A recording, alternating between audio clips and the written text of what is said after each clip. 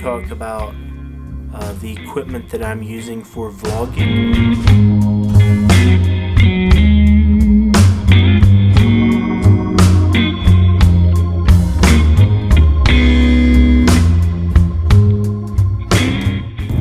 It's about 7:20. I just left home for work. Wow, that sunrise is crazy.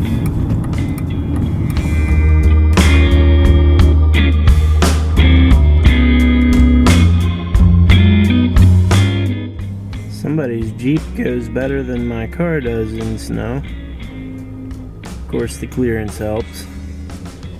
Hey everyone, it is about 9 o'clock and I'm finally getting around to recording a little more video. For whatever reason today I haven't been recording as much as some other days.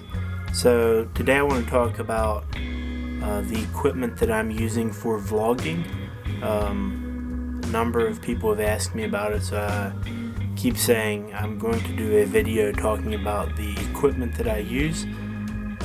So that's what I'm doing. So if technology and cameras isn't something that really interests you, you can safely skip this particular vlog. I'm not going to be revealing anything earth-shattering, but that's what we're going to talk about today. I'm not the first person to say some of the things that I'm going to say today. I've learned and heard these ideas from a lot of other people, so these aren't new ideas that I somehow came up with that are better than other people's ideas regarding gear. This is what I've found that sort of works for me. I'm by no means an expert. I'm approximately 23 vlogs into this, so keep that in mind. Take all of this with a grain of salt. I know philosophy isn't something you necessarily think about when you're thinking about camera gear and creating videos, but I think it's important, especially in this particular case.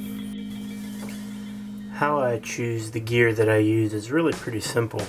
It's something that we can explain very simply if we look at a graph of sorts. And if on this side we have quality, and by quality I mean quality of video and quality of audio. If on this side we have camera professionalism, and I'll add cost in there too, because those two things tend to go kind of hand in hand. So starting off, we have a really cheap camera that doesn't have a whole lot of quality, and if you go way up here you get a camera that's really expensive. If you start off here and you purchase better and better equipment, the angle here is actually pretty steep for the first while, your return on investment. So it's probably something like this, and as quality goes up, your cost and the camera professional gear that you're getting is slowly going this way, while quality goes up exponentially at first. But as with most things, it kind of has this bell at the top, and you keep gaining all the way out here till you're shooting a really high-end camera with some incredible audio gear and incredible lenses, but your quality from here to here is much less than your quality from here to here. So if you take all of that into consideration, that is how I ended up choosing the gear that I'm currently using. Now, what I mostly shoot my video on is a Canon S110 point and shoot camera. It's not even the most recent version of this camera. And a Joby GorillaPod that I showed you a few videos ago. That is basically all I use for 90% of the capturing of the video. Occasionally I've been using the last couple of days my GoPro to get some different angles or different behind the scenes stuff. So that's pretty much it as far as cameras go. Now I do have another camera that I use occasionally, but mostly I use it for photography and video wise.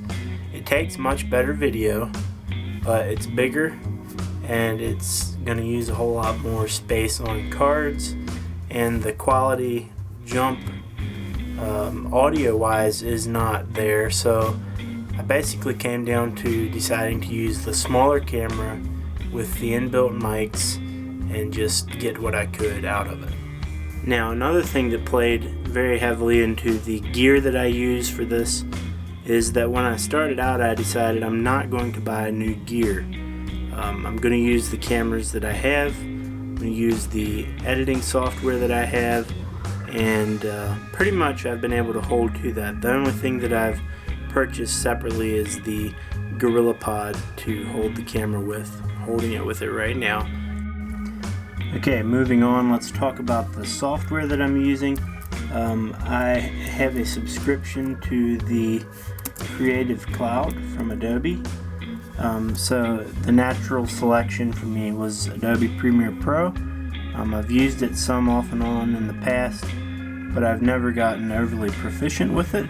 So I've learned a lot of proficiency type things in the last couple of weeks. So this is the video from yesterday. I have two monitors here. So up on my second monitor I keep the kind of program, the video clip itself, and then as I put it together it plays on the second monitor so that I can keep an eye on it in fairly large scale. So Premiere Pro is definitely not required. It's just a tool that I had, a tool that I was somewhat familiar with, and a tool that I wanted to learn to use better. And honestly, that's pretty much it. A pretty simple camera. It's much easier if you just use one angle. So if you're not shooting with two cameras, you will make your life much easier when you go to put stuff together. And this idea of using what you have is something that I think is very undervalued. In this day and age, it is really easy to believe that if I just get the new camera, or if I just get, whatever new gadget, I'll be able to create better stuff. I'll be able to make better videos, take better pictures, or whatever your thing is. In the photography world, I've heard this referred to often as gear acquisition syndrome, and I have struggled with gear acquisition syndrome. But I always find that getting a new piece of kit, a new camera say, while it can help you be energized about your craft again for a little while, just in and of itself, it rarely helps you take better pictures or create better stuff. Although there are certainly times when you will reach the end of what your camera is capable of, but I think it's a lot less frequent than most people think. If I had one piece of advice for anyone wanting to potentially start vlogging, I think the most important thing is to just start doing it. It takes a lot of work, but if you use what you have, and if you learn to know your tools fairly well, and then just stick to it. So I don't know what you expected to hear when I said that I was going to do a video about the gear that I use, but that's what I use, and that's the video I decided to make. So that is it for today. If you enjoyed this video, you can give it a thumbs up here on YouTube. Regardless, thank you for watching. I really do appreciate it, and I will see you again tomorrow.